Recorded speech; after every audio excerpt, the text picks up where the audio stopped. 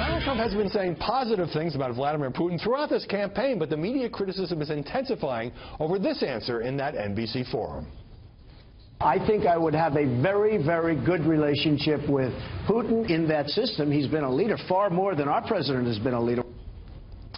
So, Nina, Trump also did an interview with Larry King, whose show airs on RT, Russia Today, the Kremlin-backed channel. His campaign says they thought it was for Larry King's podcast.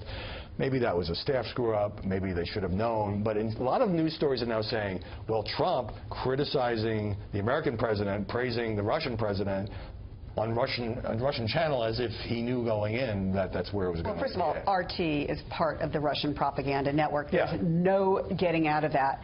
Secondly, this whole question about Putin and his what he says about it is a totally legitimate coverage point for the press and for the media.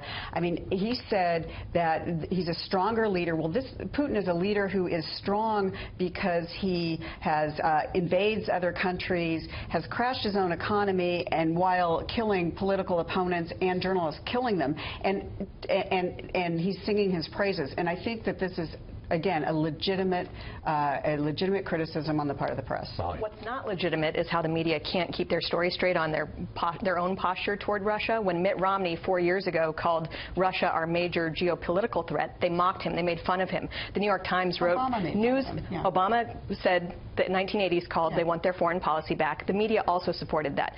There was an editorial in the New York Times saying the Cold War is over, but there were news stories too saying everyone's very concerned, even Republicans are concerned. Now you have someone coming from a totally different angle, and the media are now saying that that is the wrong posture to have, and they're just flipping back and forth every 4 years, seemingly dependent on which Republican is saying what. Well, on that point, the usual media template is Republicans accusing Democrats of being soft on Russia, so this is a field day for the press to have somebody taking the approach that Donald Trump is. Well, I mean, it's also a double standard. I mean, can you imagine if Barack Obama had gone on Russian television and said, you know, Putin is better than George W.? I mean, there would have been an absolute field day on calling for him to drop out of the race and that he was completely unqualified.